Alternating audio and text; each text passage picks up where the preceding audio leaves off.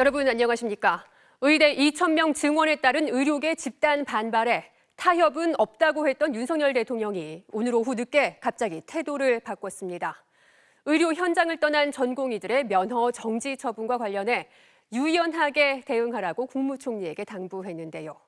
전국 의대 교수들의 집단 사직서 제출이 당장 내일로 다가온 시점에 나온 변화라 그 배경에 관심이 집중되고 있습니다. 먼저 강현석 기자입니다. 미복귀 전공의들에 대한 면허 정지 처분을 이틀 앞두고 윤석열 대통령이 돌연 유연한 처리를 지시했습니다. 대통령 대변인실의 공지에 따르면 윤 대통령은 당과 협의해 유연한 처리 방안을 모색해달라고 한덕수 국무총리에게 당부했습니다. 또 의료인과 건설적 협의체를 구성해 대화를 추진해달라고도 말했습니다. 전공의들의 국민의 바람을 저버렸다며 연일 강경 대응을 주문했던 기조를 완전히 바꾼 겁니다. 대통령실은 이 같은 당부가 한동훈 국민의힘 비상대책위원장의 요청에 따른 것이라고 밝혔습니다. 앞서 한 위원장은 오늘 오후 서울 신촌 세브란스 병원에서 전국 의대교수협의회 회장단과 50분가량 비공개 간담회를 했습니다. 국민들이 피해를 받을 수 있는 상황을 막아야 되기 때문에 정부와 의료계 간에 건설적인 대화를 중재해달라는 요청을 제가 받았고요. 한 위원장이 면담을 마치고 나온 지 1시간여 만에 대통령실의 신속한 후속 조치가 공개된 겁니다. 야권에서는 지난달부터 이 같은 상황 반전을 예상하기도 했습니다. 도저히 수용할 수 없는 요구를 던진 다음에 누군가가 나타나서 이거를 규모를 축소하면서 원만하게 타협을 끌어내는 그런 정치쇼를 하려는 거 아니냐. 윤 대통령의 전격적인 입장 변화로 모레로 예정됐던 미복귀 전공의에 대한 면허 정지는 일단 유보될 것으로 보입니다. 하지만 의대 증원 규모를 둘러싼 갈등은 여전한 만큼 총선을 앞둔 여권의 속도 조절이란 분석이 나오고 있습니다. MBC 뉴스 강현서입니다. 일단 전공의들의 면허 정지나 처벌을 막을 수 있다는 점에서 의대 교수들은 긍정적인 반응을 내놓고 있습니다. 내일로 예고했던 집단 사직서 제출을 다시 검토할 가능성도 있습니다. 하지만 정부와 의료계의 대화가 원만하게 이루어질지는 지켜봐야 하는 상황인데요. 이탈한 전공의들과 의사협회는 2,000명 증원안을 철회하라는 입장을 고수하고 있기 때문입니다. 이어서 박솔리 기자입니다. 오전까지만 해도 대통령실 입장은 확고했습니다. 성태윤 대통령실 정책실장은 2,000명 증원 인원을 지금 당장은 변경시킬 계획이 없다고 못 박았습니다. 또 전공의들에게 면허 정지 처분도 그대로 내릴 수밖에 없다고 강조했습니다. 행정적인 처분이나 사법적인 처분이 나가지 않는 것을 희망하지만 법과 원칙이 있기 때문에 절차를 밟아나갈 수밖에 없는 것도 사실이다. 오후 들어 입장이 달라진 겁니다. 일단 전공의 처벌을 막을 수 있다는 점에선 의대 교수들의 반응은 대체로 긍정적입니다. 전국 의대교수 비상대책위원회의 한 관계자는 MBC와의 통화에서 극단적 대립 국면에 전향적인 조치로 볼 수 있다면서 앞으로 교수 사직서 제출을 보류하는 등의 조치를 전체 비대위 차원에서 논의할 수도 있다고 밝혔습니다. 앞서 의대 교수단체는 항의 표시로 내일부터 사직서를 제출하고 수술과 입원 진료는 주 52시간 이내로 줄이겠다고 선언했습니다. 전공의가 떠난 진료 현장에서 더 이상 버티기 어렵다는 겁니다.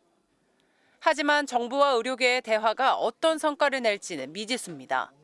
먼저 휴일에도 비상대책회의를 연 의사협회는 2,000명 증원 백지화를 거듭 주장했습니다. 정부가 의사들을 모욕을 줬던 필수 의료 패키지 의대 정원 증원 2,000명 그거 전면 백지화하고 그리고 의대 교수들조차 이탈한 전공의들을 설득하는 데 어려움을 겪고 있어서 의료계 내부의 합의점을 도출하는 것도 쉽지 않은 상황이기 때문입니다. MBC 뉴스 박솔립입니다. 본격 선거운동 국면이 다가오면서 여야는 오늘 한 목소리로 민생을 강조했습니다. 국민의힘은 물가 안정을 약속하는 동시에 금융투자소득세 폐지를 다시 꺼냈고 더불어민주당은 민생 경제가 파탄났다며 국민 한 명당 민생회복지원금 25만 원을 지급하겠다고 공약했습니다. 구승은 기자입니다. 국민의힘은 반도체 수출 증가로 경제 회복세가 뚜렷하다면서도 체감 경기가 좋지 않다며 민생 경제를 챙기는 데 집중하겠다고 했습니다. 주식 투자로 얻은 이익이 연간 5천만 원을 넘으면 그중 20%를 세금으로 매기는 금융투자세를 폐지하겠다고 거듭 밝혔습니다.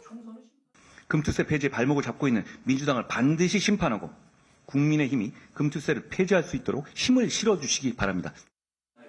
1,400만 명 규모의 이른바 개미 투자자들이 혜택을 본다는 건데 2달 전 윤석열 대통령도 민생토론회에서 약속했습니다.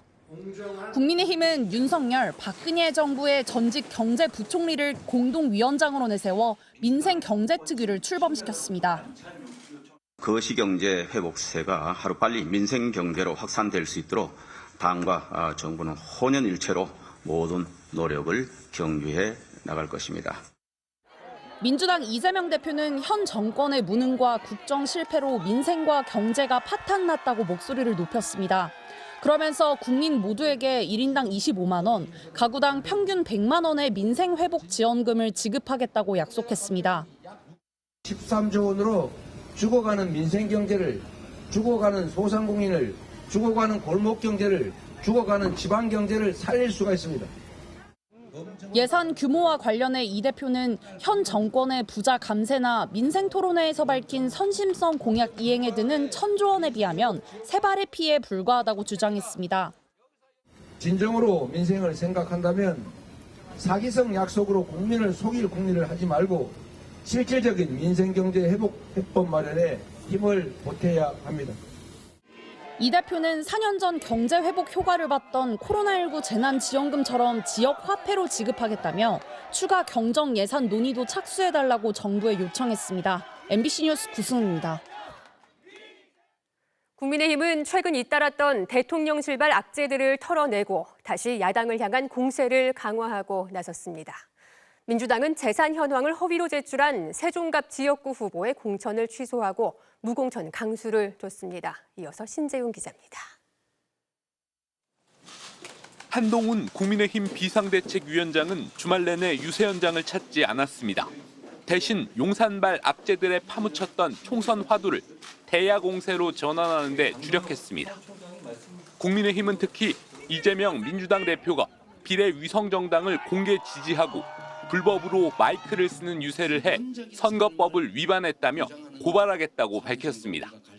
또 경기도를 둘로 나누면 경기 북도가 강원 서도로 전락할 거라고 한 이 대표의 발언과 중국 관련 언급 등을 잇따라 공격했습니다. 소위 말하는 시에시에 발언으로 민주당의 대중국 굴종 인식이 다시 한번 확인됐습니다. 경기도보다 강원도가 못한 곳이다라는 인식을 가지고 계신 것 같은데 그건 대단히 오만하고. 이에 대해 이재명 대표는 경기 북부가 강원도처럼 재정이 어렵고 접경지대라 개발이 어려운 지역이 될 수 있다는 표현을 과도하게 한 것 같다며 유감을 나타냈습니다.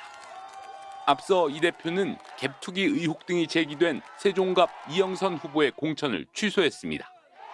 이 후보는 본인과 아내 명의로 아파트 4채와 오피스텔 6채 등 모두 38억여 원의 부동산을 선관위에 신고했지만 앞서 당에는 아파트 2채만 신고한 것으로 파악됐습니다. 팔을 하나 떼내는 심정으로 고통스럽고 안타깝지만 무공천하는, 공천을 철회하는, 그리고 제명하는 조치를 취했다는 점을 말씀드립니다. 조국 혁신당은 선거대책위원회를 공식 출범하고 조국 대표를 상임 선대위원장으로 선임했습니다. 불꽃은 가장 뜨거워졌을 때 붉은색을 넘어 파란색을 띱니다. 파란 불꽃 선대위는 윤석열 검찰 독재 정권을 하얗게 태워버린 가장 뜨거운 파란 불꽃이라는 의미를 담고 있습니다. 이후 대전을 방문한 조 대표는 윤석열 정권은 좌파와 우파가 아닌 대파 때문에 망할 것이라며 부인은 주가 조작을 하더니 대통령은 대파 조작을 한다고 비판했습니다. MBC 뉴스 신재웅입니다. 오늘 아침 부산의 한 교차로에서 달리던 시내버스가 택시를 들이받은 뒤 잇따라 화물차와 승용차까지 충돌하는 사고가 났습니다. 화물차 운전자 등 10명이 중경상을 입었는데 운전자는 경찰 조사에서 제동 장치가 작동하지 않았다고 진술했습니다. 김윤아 기자가 취재했습니다. 부산 양정동의 왕복 6차로 도로를 달리고 있는 31번 시내버스의 블랙박스 화면입니다. 정지 신호로 바뀌었는데도 속도를 줄이지 못하고 3차로로 휙 틀더니 멈춰있던 택시와 충돌합니다. 그래도 멈추지 못한 버스는 택시를 밀어버리고 내달립니다. 곧이어 신호 대기 중인 차들이 나타나자 버스는 급하게 차 없는 반대편으로 방향을 틀었지만 교차로 한복판에서 화물차를 그대로 들이받습니다. 갑자기 기사 선생님이 비밀 드리는 거예요. 조정 안 된다 하면서 차가 지금 지그재그로 막 날뛰니 일단 뭐든지 잡아라는 거예요. 쭉 밀려난 화물차는 승용차와 또 한 번 부딪힙니다. 택시와 1차 추돌한 버스는 300m 더 달려와 이곳에서 승용차 등 2대를 들이받고서야 멈춰섰습니다. 이 사고로 화물차에 타고 있던 60대 운전자 등 2명이 중상을 입었고 택시 운전자와 버스 승객 등 8명이 다쳐 병원으로 옮겨졌습니다. 다만 인도에 보행자가 없어 추가 인명피해는 없었습니다. 속도가 한 60km 이상 정도 되겠던데 보니까 신호 받아가지고 계속 트럭이 오는 상황이었고 오는 상황에서 버스가 신호를 무시하고. 사고가 난 시내버스는 지난 2022년에 출고된 전기차였습니다. 경찰은 버스 기사가 사고 당시 제동 장치가 말을 듣지 않았다고 진술함에 따라 정확한 사고 경위를 조사 중입니다. MBC 뉴스 김윤아입니다. 러시아 모스크바 공연장 테러 사망자가 140여 명으로 늘었습니다. 체포된 용의자들은 돈을 받고 벌인 일이라고 자백했는데요. 50만 루블, 우리 돈으로 700여만 원을 받기로 했다는데 누가 지시했는지는 모른다고 주장했습니다. 러시아는 우크라이나를 배후로 지목했지만 우크라이나는 러시아의 자작극 아니냐며 반발했습니다. 윤성철 기자입니다. 모스크바 공연장에 난입한 괴한 4명이 관람객들을 향해 총기를 난사하는 모습입니다. 이들은 공연장에 불까지 지른 뒤 차를 타고 300여 킬로미터를 달아났지만 결국 체포됐습니다. 러시아 당국은 핵심 용의자 4명 등 11명을 붙잡아 배후를 캐묻고 있다고 밝혔습니다. 테러 용의자 대다수는 타지키스탄 출신 외국인이었습니다. 정체불명의 인물로부터 돈을 받고 테러에 나섰다는 자백이 나온 영상도 공개됐습니다. За сколько денег? Где-то $500,000. $500,000 чего? $500,000 рублей. Кто они?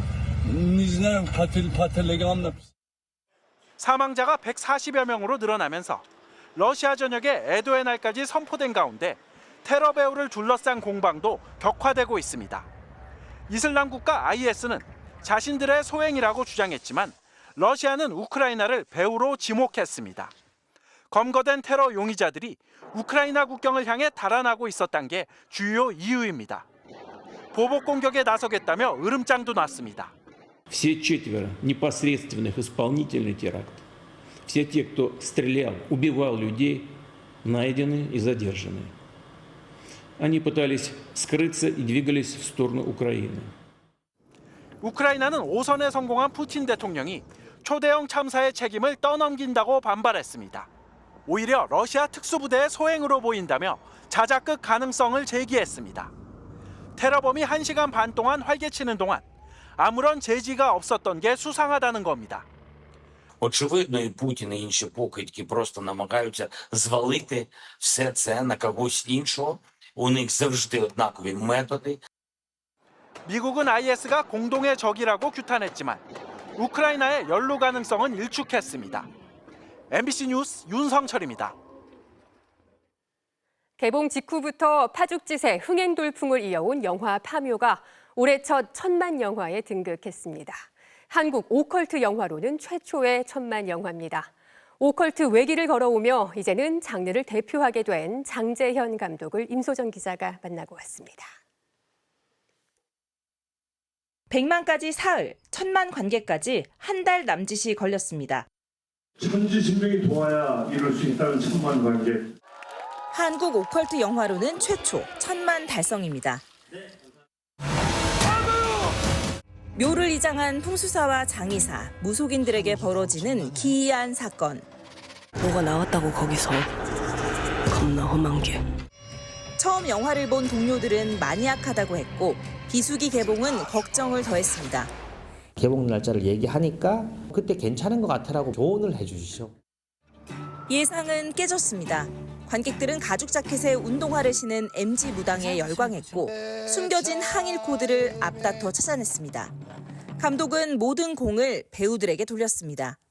묘벤져스라고 얘기하는데 모든 공이 저는 배우들한테 있다고 생각합니다. 한국에선 생소했던 엑소시즘을 소재로 550만 관객을 불러 모은 데뷔작 검은 사제들. 그릇된 믿음이 야기한 비극을 파고든 사바하까지 장재현 감독은 늘 보이지 않는 것들을 다루면서도 현실에 발을 딛고 인간에 대한 근원적 질문을 멈추지 않았습니다.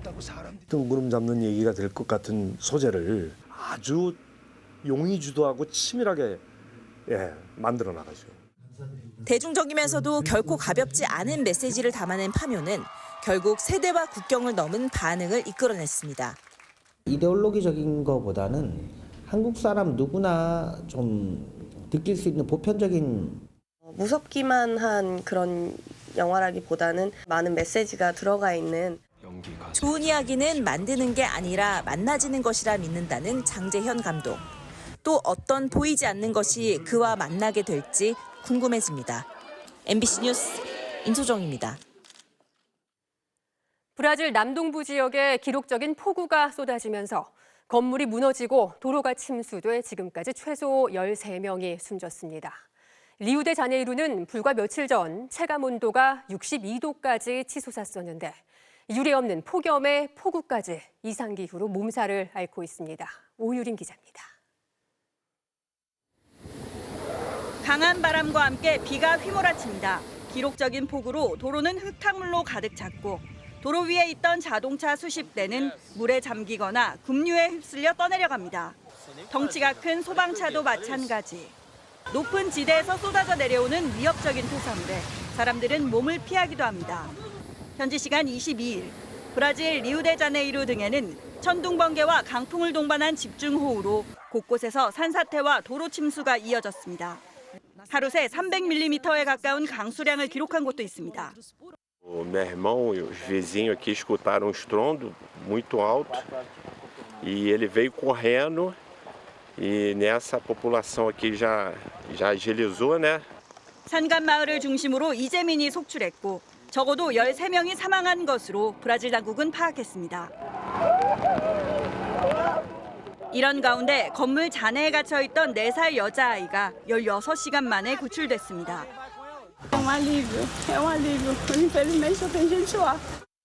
브라질 구조 당국은 산사태 발생 지역에서 100여 명을 구출했다고 밝혔습니다. É muito importante moradores das comunidades da cidade, daquelas áreas de risco mapeadas pela Defesa Civil. 불과 며칠 전 리우데자네이루에서는 체감 온도가 62도를 기록하는 등 때 아닌 폭염이 기승을 부렸습니다. 지난 2014년 체감 온도를 측정하기 시작한 이후 최고 기록입니다. 한편 우루과이 플로리다에서도 열흘 가까이 이어진 비로 산타루시아 강물이 범람해 마을 주민 2천여 명이 대피소로 이동하기도 했습니다. MBC 뉴스 오유림입니다. 중국 해경이 영유권 분쟁 중인 남중국해에서 필리핀 선박에 물대포를 쐈습니다. 이번 달 들어서만 벌써 2번째인데요. 필리핀 측은 선박이 파손되고 승조원들도 다쳤다며 강하게 반발하고 나섰습니다. 베이징에서 이혜인 특파원입니다. 중국 해안경비대 소속 경비정이 작은 목선을 향해 물대포를 쏩니다. 경비정 뱃머리를 목선에 들이대며 가는 길을 막아서기도 합니다. 이 목선은 필리핀군 보급선. 남중국해 세컨드 토머스 암초 부근에 주둔 중인 필리핀군 파견대에 식량과 보급품을 전달하러 가는 길이었습니다. 필리핀은 중국이 이곳에 군사시설을 짓자 낡은 상륙함을 좌초시킨 뒤 소규모 파견대를 주둔시켜 맞대응하고 있습니다. 필리핀군은 중국 해경의 공격으로 배가 크게 파손되고 승조원들도 다쳤다고 강하게 반발했습니다. 반면 중국 해안경비대는 거듭된 경고에도 중국 영해를 침범해 법에 따라 통제 조치를 했다고 밝혔습니다. 중국의 필리핀 선박을 향한 물대포 공격은 이번 달 들어서만 2번째. 친미 성향의 페르디난드 마르코스 대통령 취임 이후 필리핀이 중국과의 영유권 분쟁에 적극적으로 대응하면서 양국 간 갈등이 커지는 양상입니다. 남중국해의 90%를 자국 영해라고 주장해온 중국은 연일 필리핀을 비난하는 성명을 내놓고 있습니다. 是菲律宾频繁在海上侵权挑衅、制造事端，并散布虚假信息，误导国际社会认知。 반면 필리핀은 주변국들과의 협력을 통한 대중 견제 외교에 나서고 있습니다. 마르코스 대통령이 지난달 호주를 방문해 중국 견제에 힘을 모으기로 하는 한편 다음 달에는 미국, 일본과 함께 3자 정상협의를 가질 예정입니다. 베이징에서 MBC 뉴스 이혜인입니다. 풀이 자라는 3, 4월에는 잔디 보호를 위해 파크 골프장들이 대부분 휴장한다고 합니다. 그런데 일부 동호인들이 그 사이를 못 참고 모두가 함께 쓰는 강변 부지에 무단으로 골프장을 만들어 논란이 되고 있습니다. 이다은 기자가 현장 취재했습니다. 울산 북구의 한 하천. 중장년 여러 명이 하천 부지에서 파크 골프를 즐기고 있습니다. 이곳은 정식 파크 골프장이 아닌데도 직접 땅을 파서 공이 들어가는 홀을 만들고 깃발까지 꽂았습니다.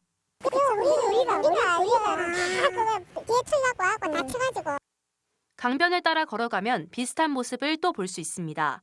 파크 골프를 자제해달라는 현수막 앞에서 버젓이 파크 골프를 즐기는 사람들이 있습니다. 여기는 파크 골프장 공사를 시작했다가 인근 주민들의 거센 반대에 부딪혀 잠정 중단된 곳입니다. 갈 곳이 없고 지금 개인이 하는 부장은 다 하루에 10,000원씩 주고 가거든요.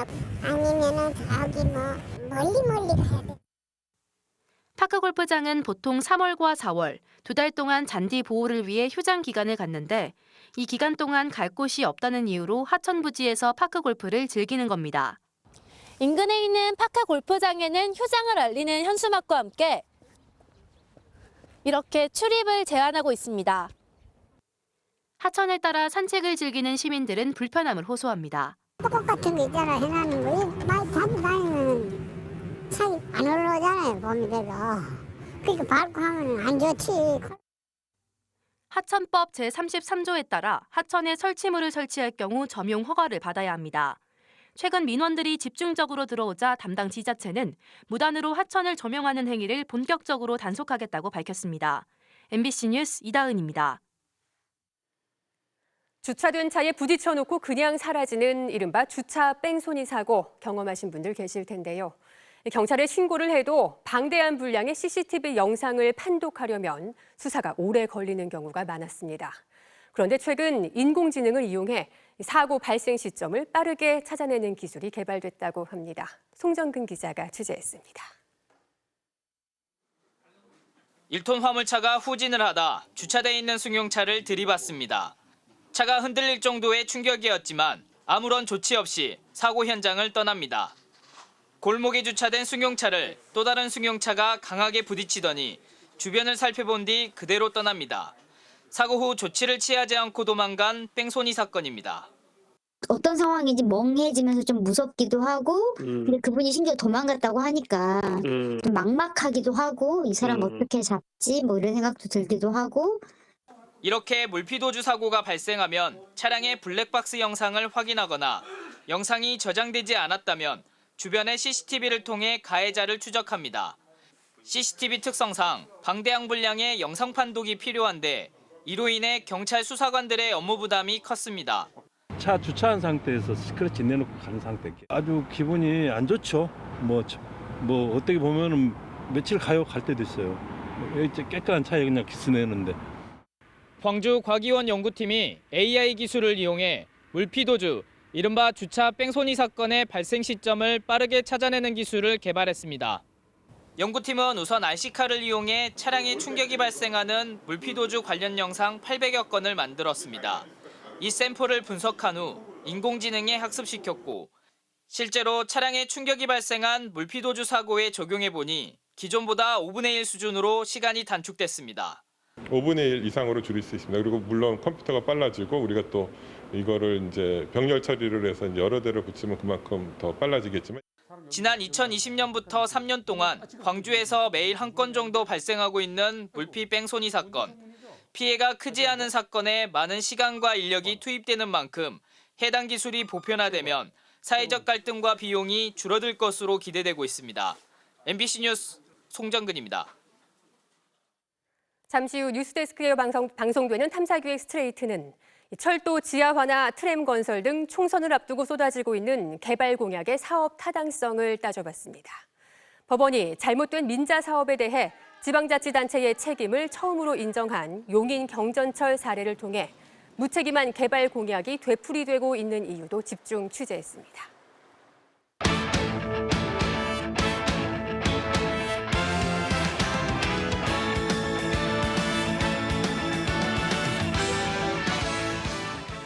일요일 밤 스포츠 뉴스입니다. 프로야구 한화가 개막전 패배를 딛고 LG의 역전승을 거뒀습니다. 어제 패전 투수가 됐던 류현진 선수는 복귀전에서의 후일담을 전했습니다. 이명로 기자입니다. 기대와 달리 12년 만에 복귀전에서 패전 투수가 된 류현진. 정말 이기고 싶었다고 털어놨습니다. 이런 불러주셨을 때 짜릿했었던 것 같아요. 잘하고 싶은 마음도 있었고 예방주사 한 방 맞은 느낌이라고 생각하고 마운드에 오르자 나란히 인사한 LG 선수단엔 고마움을, 결정적인 실책을 저지른 문현빈에겐 격려의 메시지를 전했습니다. 상대 측 더가웃에서 선수들이 다 앞에 나와 있어서 고맙게 생각했고요. 못 막아줘서 미안하다고 얘기했었고요. 기주가 있을까 봐 고개 들고 가라고. 개막전 패배를 딛고 한화는 하루 만에 확 달라졌습니다. 페라자는 4회 동점 솔로포에 6회에도 LG 임창규를 공략해 연타석 홈런을 터뜨렸고 문현빈도 5회 적시타로 개막전 실수를 만회했습니다. 8회 최은성의 쐐기 석점포까지 터진 한화가 우승팀 LG를 상대로 1승 1패를 거뒀습니다. 최정의 이틀 연속 홈런으로 6대 0까지 앞서간 SSG. 9회 투아웃 이후에만 무려 6점을 내줘 동점을 허용했지만 9회 말 선두타자 에레디아의 끝내기 솔로포로 극적인 개막 2연승을 거뒀습니다. MBC 뉴스 이명노입니다. A매치 역사상 가장 빠른 득점 1, 2위가 하루에 모두 나왔습니다. 톱플레이에서 확인하시죠. 휘슬이 울리자마자 상대 진영을 파고듭니다. 수비 3명을 요리조리 제치고 전진하다가 슛! 이게 그대로 들어갑니다. 경기 시작 6초 만에 오스트리아의 바움카르트너가 터뜨린 선제골. 역대 A매치 사상 최단 시간 골인데 이게 미리 연습한 전술이었다고 하네요. 프랑스와 독일의 경기도 보시죠. 경기 시작과 함께 과감한 전진 패스, 그리고 툭툭 치고 가다가 날린 슈팅에 골키퍼가 말 그대로 얼어붙습니다. 비르츠 선수의 이 골은 경기 시작 7초 만에 터졌는데요. 정말 간발의 차로 세계 기록에 미치지 못했네요. 지금까지 톱플레이였습니다. 담장을 두려워하지 않는 롯데 윤동희 선수의 호수비 장면입니다. 얼굴에 상처까지 났는데 투지가 정말 대단하네요. 일요일 밤 스포츠 뉴스였습니다.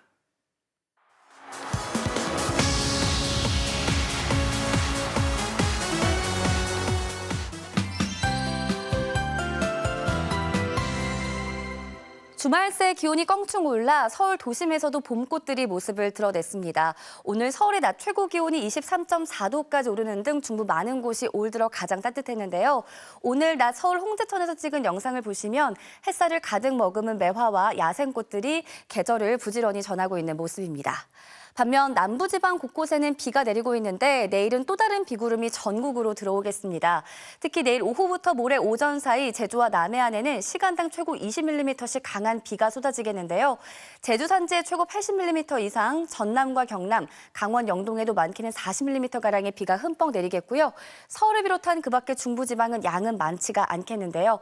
단 기온이 낮아지는 내일 밤 사이 강원도 내륙으로는 눈으로 내려 산지에 최고 15cm 이상의 눈이 더해지겠습니다. 내일 비는 아침에 영동을 시작으로 오전부터는 전남 해안, 오후부터 내륙 지방으로 확대되겠습니다. 아침 기온 보시면 전국이 10도 안팎의 분포로 오늘과 비슷하거나 높겠는데요. 낮 기온은 크게 낮아져 서울과 대구 13도 선에 머물겠습니다. 이번 비는 화요일 차츰 그치겠지만 목요일에 전국에 또다시 비 예보가 나와 있습니다. 날씨였습니다. 뉴스데스크 마치겠습니다. 저는 다음 주말에 다시 찾아뵙겠습니다. 고맙습니다.